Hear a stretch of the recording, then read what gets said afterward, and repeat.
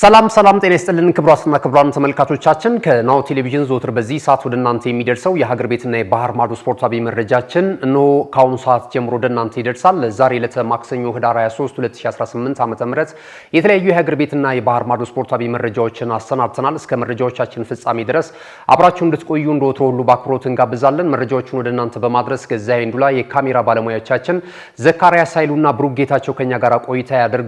እናንተም እስከ መረጃዎቻችን ፍጻሜ ድረስ አብራችሁን እንድትዘልቁ በድጋሚ እንጋብዛለን። አብራችሁን ነው። ወደ ቀዳሚው የሀገር ቤት ስፖርታዊ መረጃችን ስናልፍ የኢትዮጵያ ብሔራዊ ቡድን በዛሬው ዕለት ያስመዘገበውን ድል ቀዳሚ በማድረግ የመረጃ ሰዓታችንን እንጀምራለን። በኢትዮጵያ አስተናጋጅነት እየተከናወነ በሚገኘውና በዛሬው ዕለት ፍጻሜውን ባገኘው የሴካፋ ከ17 ዓመት በታች የአፍሪካ ዋንጫ ማጣሪያ የውድድር መድረክ ላይ ሲካፈል የነበረው የኢትዮጵያ ብሔራዊ ቡድን ዛሬ በተደረገ የደረጃ ጨዋታ 3-0 በሆነ ውጤት የኬንያቸውን በማሸነፍ ከ22 ዓመታት በኋላ ወደ አፍሪካ ዋንጫ የውድድር መድረክ መመለስ የቻለበትን እንደዚሁ አመርቂ ውጤት ማስመዝገብ ችሏል። ዛሬ በተጠናቀቀው በዚህ የውድድር መድረክ ላይ የኢትዮጵያ ብሔራዊ ቡድን ከቀናቶች በፊት በግማሽ ፍጻሜው ከዩጋንዳ አቻው ጋር ጨዋታውን አድርጎ ለዋንጫው ሽሚያ ሳያልፍ የቀረበትን ውጤት ማስመዝገቡም የሚታወስ ነው።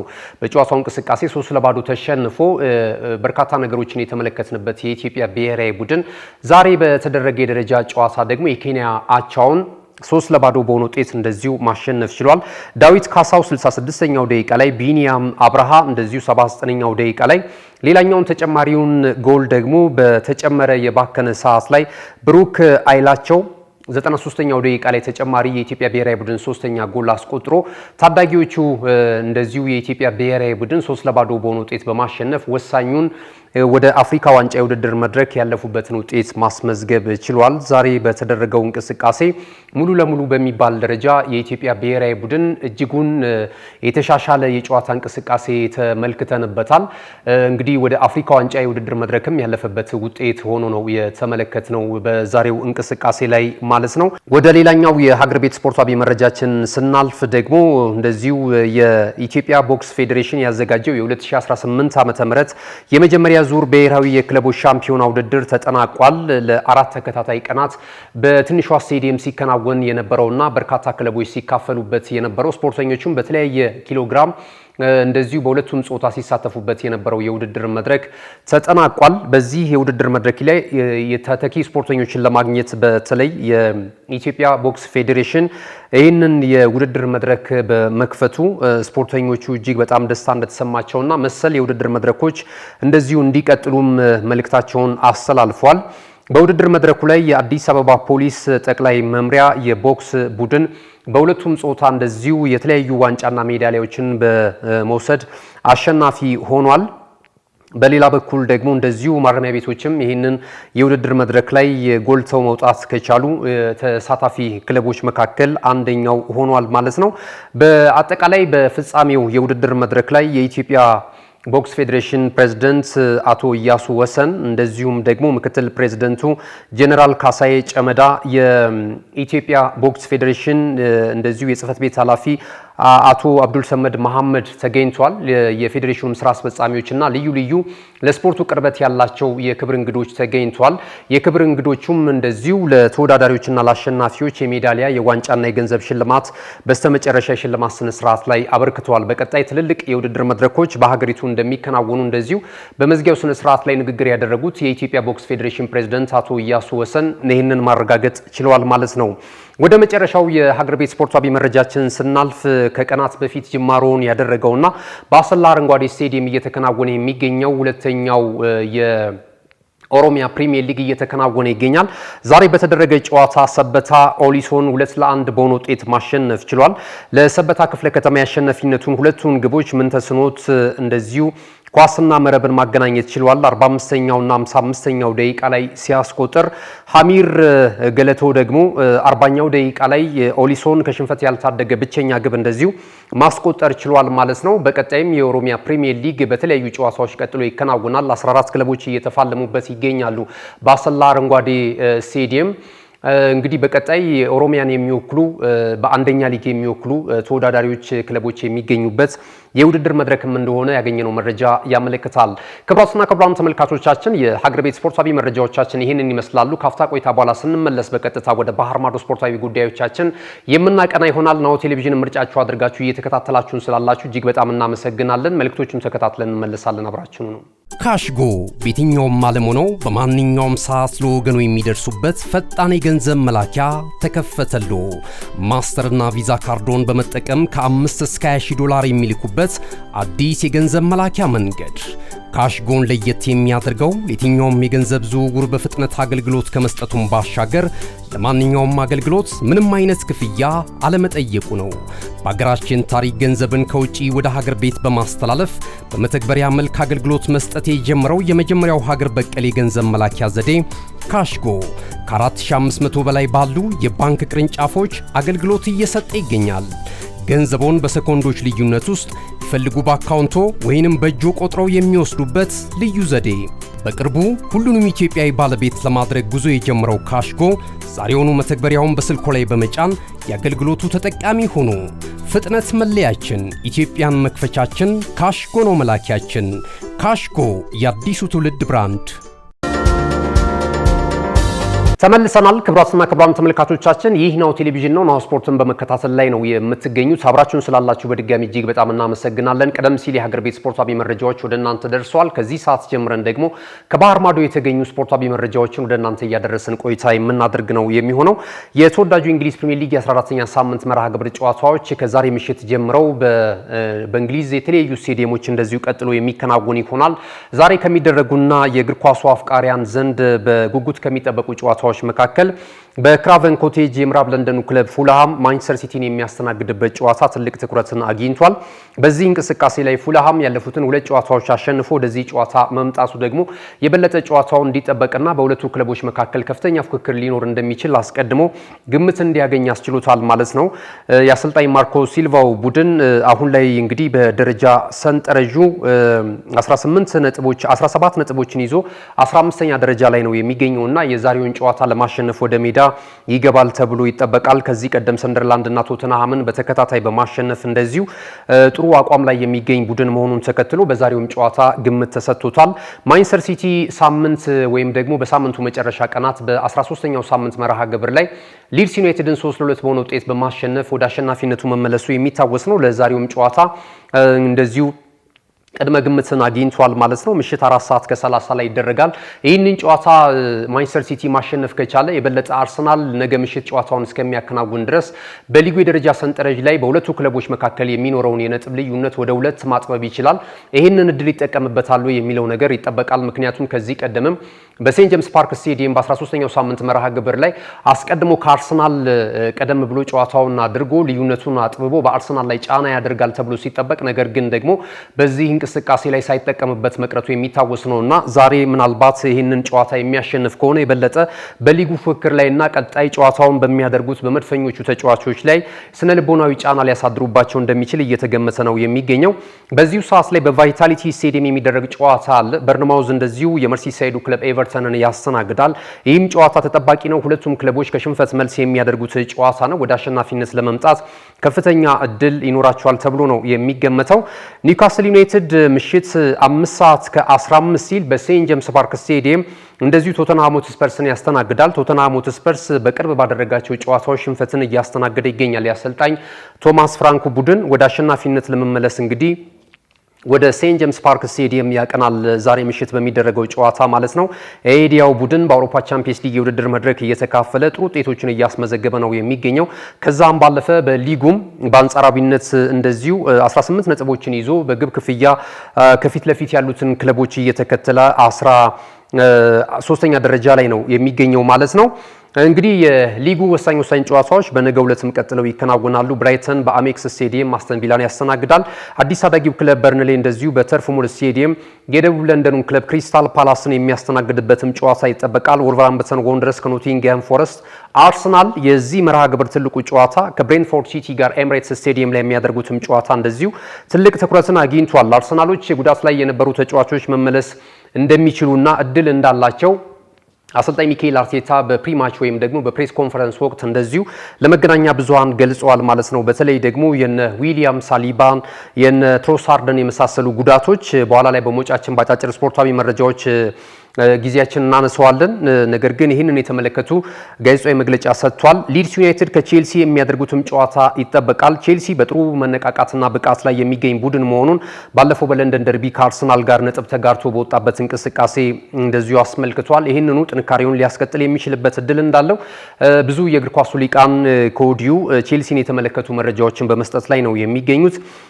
እንግዲህ በማገገም ላይ የሚገኘው ሊቨርፑል በሜዳው አንፊልድ ሮድ ሰንደርላንድን ያስተናግዳል። ይህም ጨዋታ በጣም ጠንካራ ነው። ሰንደርላንድ አርሰናልን ነጥብ ማስጣሉን እናስታውሳለን። ሜዳው ድረስ ተጉዞ ቼልሲን እንደዚሁ ማሸነፉም የሚረሳ አይደለም።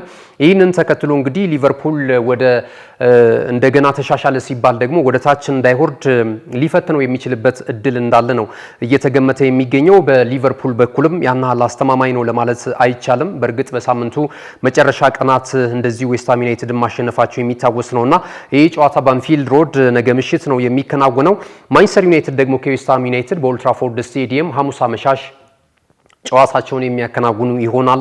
የሊጉን የደረጃ ሰንጠረዥ እንግዲህ አርሰናል በ30 ነጥብ በ18 ንጹህ የግብ ክፍያ በቀዳሚነት እየመራ ይገኛል። የ5 ነጥብ ልዩነት ይዞ ሁለተኛ ደረጃ ላይ የተቀመጠው የአሰልጣኝ ፔፕ ጋርዲዮላው ቡድን በ25 ነጥብና በ15 ንጹህ ጎል ሁለተኛ ደረጃ ላይ ተቀምጧል። ቼልሲ እና አስተን ቪላ እኩል 24 ነጥቦችን ይዘው ሶስተኛና አራተኛ ደረጃ ላይ የተቀመጡበትን የእንግሊዝ ፕሪሚየር ሊግን ተመልክተናል። ደረጃ ሰንጠረዡን የከፍተኛ ጎል አስቆጣሪነቱን የማንቸስተር ሲቲው የፊት መስመር አጥቂ ኖርዌያዊ ኢንተርናሽናል ሃላንድ 14 ግቦችን ከመረብ በማሳረፍ እንደዚሁ እየመራ ነው የሚገኘው። የብሬንትፎርድ ሲቲው የፊት መስመር አጥቂ ብራዚላዊ ኢንተርናሽናል እንደዚሁ ኢጎር ቲያጎ ደግሞ 11 ግቦችን ከመረብ በማሳረፍ ሁለተኛ ደረጃ ላይ ነው የሚገኘው። ዌልቤክን የመሳሰሉ ተጫዋቾች 77 ግቦችን እንደዚሁም ፊሊፕ ማቴታ የክሪስታል ፓላሱ ተጫዋችም እንደዚሁ 7 ግብ ከመረብ አሳርፎ ተከታዩን ደረጃ ይዘዋል በከፍተኛ ጎል አስቆጣሪነቱ ትራክ ላይ ማለት ነው። ሌሎች መርሃ ግብሮችን እንመልከት። በስፔን ላሊጋ 19ኛ ሳምንት መርሃ ግብር ላይ ወደፊት መከናወን የነበረባቸው ጨዋታዎች ዛሬ እንደዚሁ በተስተካካይ ጨዋታዎች እንደሚደረጉ እንግዲህ የላሊጋው አስተዳደር ይፋ አድርጓል። በዚህ መሰረት ዛሬ ከሚከናወኑ ጨዋታዎች መካከል ዛሬ አንድ ጨዋታ ይደረጋል፣ ነገ አንድ ጨዋታ ይከናወናል። የሊጉ መሪ ክለብ ባርሴሎና በሜዳው ኑ ካምፕ እንደዚሁ አትሌቲኮ ማድሪድን የሚያስተናግድበት ጨዋታ ምሽት 5 ሰዓት ሲል ጅማሮውን ያደርጋል። ላሚን ያማል በባርሴሎና በኩል ጥሩ እንቅስቃሴ ላይ ነው የሚገኘው። ከጉዳቱ አገግሞ ከተመለሰ በኋላ ጎሎችንም ሲያስቆጥር በሳምንቱ መጨረሻ ቀናት እንደዚሁ ተመልክተነዋል። ይህንኑ ጥንካሬውን ለማስቀጠልና የላሊጋው መሪ እንደሆነ እንዲቀጥል ቡድኑ የጨዋታው ልዩነት ፈጣሪ ከሚሆኑ ተጫዋቾች መካከል አንደኛው ይሄ ተጫዋች ነው ተብሏል። በሁለቱ ክለቦች መካከል ያለው የነጥብ ልዩነት 3 ብቻ ነው። ዛሬ አትሌቲኮ ማድሪድ የሚያሸንፍ ከሆነ በላሊጋው ላይ በሚደረገው ፍክክሩ መቀላቀል ይችላል ማለት ነውና ዛሬ ለሁለቱም ቡድኖች ወሳኝ በሚሆነው ጨዋታ ላይ የነ ጁሊያን አልባሬዝን የመሳሰሉ ተጫዋቾች በሁለቱ ክለቦች በኩል የጨዋታው ልዩነት ፈጣሪ ሊሆኑ የሚችሉበት እድል እንዳለ ተነግሯል። ምሽት 5 ሰዓት ሲል ጅማሮን ያደርጋል። ነገ አትሌቲክ ቢልባኦ በሳን ማሜስ ስቴዲየም እንደዚሁ የዋና ከተማውን ወይም ደግሞ ሪያል ማድሪድን የሚያስተናግድበትም ጨዋታ እንደዚሁ ይጠበቃል። ባርሴሎና በ34 ነጥቦች የደረጃ ሰንጠረዡን በቀዳሚነት ይመራል። ሪያል ማድሪድ በ33 ነጥቦች ሁለተኛ ደረጃ ላይ ተቀምጧል። ቪላሪያል 32 አለው፣ ሶስተኛ ደረጃ ላይ ይገኛል። አትሌቲክ ቢልባኦ፣ ሪያል ቤቲስ፣ ኤስፓኞል፣ ኤታፌ እንደዚሁም ቢልባኦ እያለ የሚቀጥል ነው የሚሆነው ማለት ነው።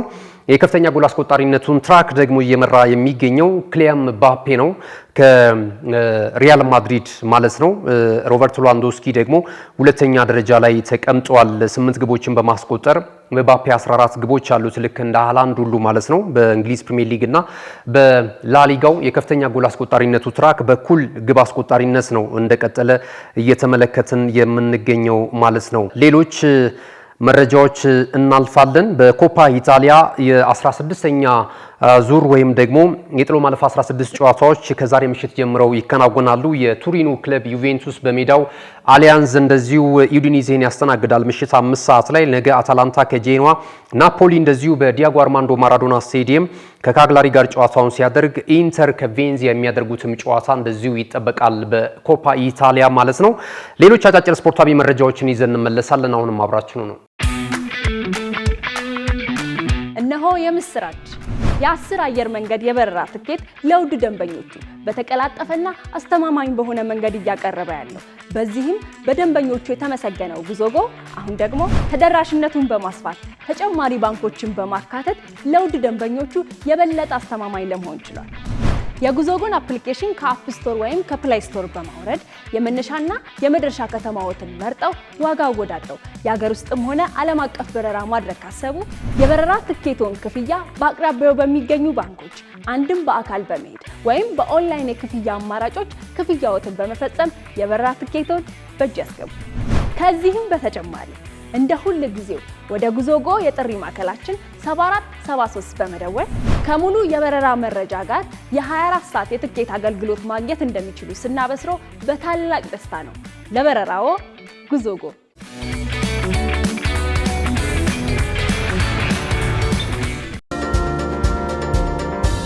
ክቡራትና ክቡራን ተመልካቾቻችን ይህ ናሁ ቴሌቪዥን ነው። አጫጭር ስፖርታዊ መረጃዎችን ወደ እናንተ የምናደርስበት ሰዓት ላይ ደርሰናል። በዚህ መሰረት የሊቨርፑልን መረጃ ቀዳሚ በማድረግ የመረጃ ሰዓታችንን እንጀምራለን።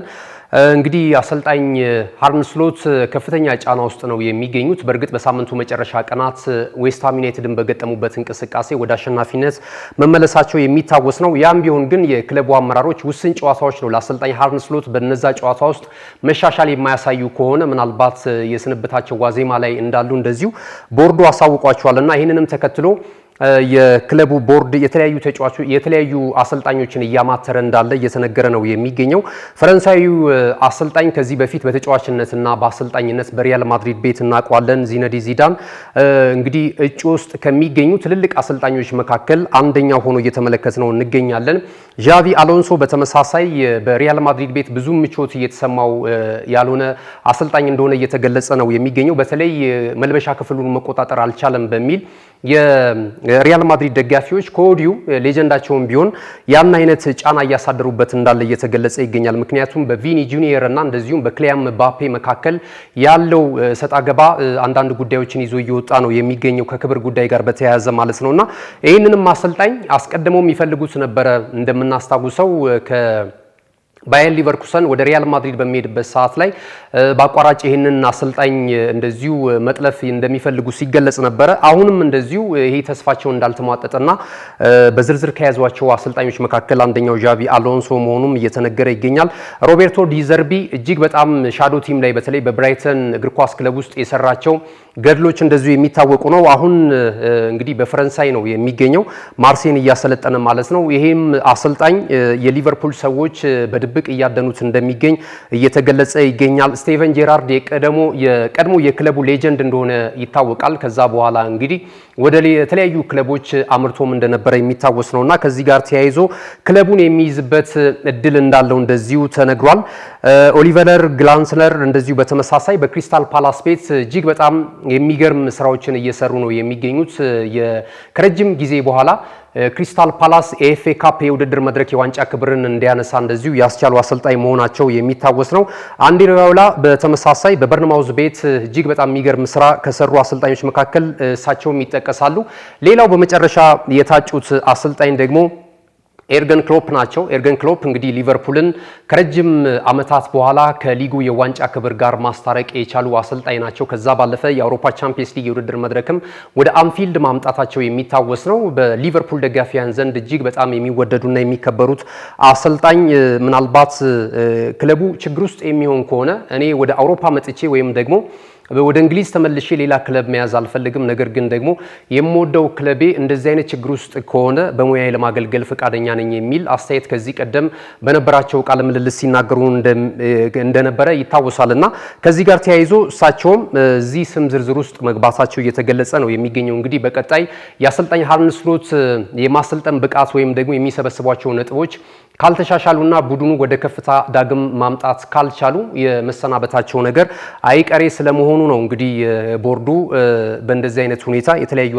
አሰልጣኞችን እያማተረ እንዳለ እየተገለጸ የሚገኘው ማለት ነው። የአርሰናልን መረጃ ደግሞ በተከታይነት ወደ እናንተ እናደርሳለን። የአርሰናል የወራ ህዳር ምርጥ 4 እጩ ተጫዋቾች የክለቡ ማለት ነው ስም ዝርዝር ይፋ ተደርጓል። በዚህም መሰረት ኤቤሬቺ ኤዜ አንደኛው ነው።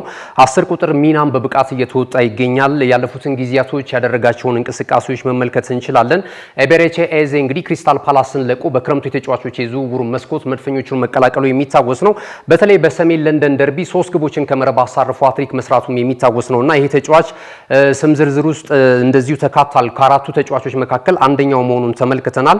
ዴክላን ራይስ እየተወራለት የሚገኝ ነው። አሁን ላይ በአውሮፓ ካሉ የአማካኝ ስፍራ ተጫዋቾች መካከል አንደኛውና ቀዳሚ ነው እየተባለ በበርካታ የእግር ኳሱ ሊቃን እንግዲህ ስሙ ከፍ እያለ ነው የሚገኘው። ይህም ተጫዋች ስም ዝርዝር ውስጥ ተካቷል። ሊያንድሮ ትሮሳርድ በተመሳሳይ አርሰናል ችግር ውስጥ በሚሆንበት ሰዓት ላይ ከተጠባባቂ ወንበር ላይ በመነሳት ጎሎችን በማስቆጠር ይታወቃል። በእርግጥ አሁን ጉዳት ላይ ነው የሚገኘው ይሄ ተጫዋች። ዩሪን ቲምበር እንደዚሁ በቀኝ መስመር ላይ እናውቀዋለን። በማጥቃቱም እንቅስቃሴ አርሰናልን እጅግ በጣም እያገዘ የሚገኝ ተጫዋች ነው። አራቱ ተጫዋቾች ስም ዝርዝራቸው ይፋ ተደርጓልና በተለይ የአርሰናል ደጋፊዎች እንግዲህ ከነዚህ 4 እጩ ተጫዋቾች የትኛው የወራ ህዳር የአርሰናል እግር ኳስ ክለብ ምርጡ ተጫዋች ይሆናል ብላችሁ ትገምታላችሁ? ሀሳብ አስተያየታችሁና ቅድመ ግምታችሁን ልታደርሱን ትችላላችሁ። አሰልጣኝ ሚካኤል አርቴታ ዛሬ ከአርሰናል ጋር በተያያዘ በተለይ ነገ ምሽት የሚያደርገውን የብሬንትፎርድ ሲቲ ጨዋታን አስመልክቶ ለመገናኛ ብዙሃን አስተያየት ሰጥቷል። ዛሬ በነበረው ቃለ ምልልስ እንደዚሁ አሰልጣኝ ሚካኤል አርቴታ በተለይ ከቡድን ጉዳት ጋር በተያያዘ ከቡድን ዜና ጋር በተያያዘ የተለያዩ መረጃዎችን አጋርቷል። ዊሊያም ሳሊባ ከቀናት በኋላ ወደ ሜዳ የሚመለስበት እድል እንዳለው ተነግሯል። በብሬንትፎርድ ሲቲው ጨዋታ የሚመለስበትም እድል እንዳለ ነው እንደዚሁ አርቴታ አያይዞ የገለጸው። ትሮሳርድም ለዚህ ጨዋታ ዝግጁ እንደሚሆን ተናግሯል አሰልጣኝ ሚካኤል አርቴታ ማለት ነውና እነዚህን ጉዳዮች ተመልክተናል። ከሀቨርትስና ገብርኤል ማጋሌዥ ግን ምናልባት ሳምንታቶች ሊፈጅባቸው እንደሚችል ከገጠማቸው ጉዳት ጋር ተያይዞ እነዚህን ጉዳዮች አይተናል። ማንቸስተር ዩናይትድን የአማካኝ ስፍራ ተጫዋቾች አማራጮችን እንመልከት። በስተመጨረሻ ኤሎይት አንደርሰንን እና እንደዚሁም ካርሎስ ባሌባን ለማስፈረም የአሰልጣኝ ሮበን አሞሪው ቡድን እንደዚሁ እንቅስቃሴ በማድረግ ላይ እንደሚገኝ እየተነገረ ነው የሚገኘው። በእርግጥ ብራይተን እስከ 100 ሚሊዮን ዩሮ ድረስ ዋጋ ለጥፎበታል ይህንን ተጫዋች። በክረምቱም ባለፈው ዓመት የዝውውር መስኮት ላይ ቀይ ሰይጣናቱን እነዚህን ተጫዋቾች ለማምጣት ፍላጎት እንደነበራቸው የሚታወስ ነው። በተለይ ካርሎስ ባሌባን እጅግ በጣም አጥብቆ ነው የሚፈልገው አሰልጣኝ ሮበን አሞሪም።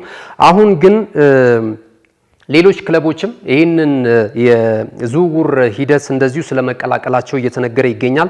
የከተማ ባላንጣው ማንቸስተር ሲቲ በተለይ ኤሎይት አንደርሰንን ለማስፈረም እንደዚሁ ፍላጎት እንዳለው ተነግሯል ማለት ነው። ቀጣይ ግን የጃንዋሪ ወር ወይም ደግሞ የጥር የተጫዋቾች የዝውውር መስኮት ሲከፈት እነዚህ ተጫዋቾች መዳረሻቸው የት ሊሆን ይችላል የሚለው ነገር እንግዲህ ማረጋገጫ የምናገኝበት ይሆናል። ክቡራትና ክቡራን ተመልካቾቻችን አብራችሁን ስለነበራችሁ እጅግ በጣም እናመሰግናለን። ከናሁ ቴሌቪዥን ናሁ ስፖርት የዕለተ ማክሰኞ ህዳር 23 2018 ዓ.ም ከሀገር ቤትና ከባህር ማዶ የተሰናዱ ስፖርታዊ መረጃዎቻችን ይህንን ይመስሉ ነበረ። መረጃዎቹን አሰናድቶ ወደ እናንተ በማድረስ ገዛኸኝ ዱላ፣ የካሜራ ባለሙያዎቻችን ዘካሪያስ ሳይሉና ብሩክ ጌታቸው ከኛ ጋር ቆይታ አድርገዋል። ተወዳጅ የናሁ ቴሌቪዥን ፕሮግራሞች በቀጣይነትም ወደ እናንተ የሚደርሱ ይሆናል። ዩቲዩብ ቻናላችንን ላይክ፣ ሼር፣ ሰብስክራይብ በማድረግ ቤተሰብ እንድትሆኑ እንጋብዛችኋለን። በተለይ ደግሞ በሌሎችም ማህበራዊ ሚዲያ አማራጮች በመላው ዓለም እየደረስን እንገኛለን። በቲክታክ፣ በፌስቡክ እነዚህን ቻናሎች በመቀላቀል እንድታተርፉባቸው እንጋብዛለን። በድጋሚ ስለተከታተላችሁን መልካም ጊዜ ይሁንላችሁ።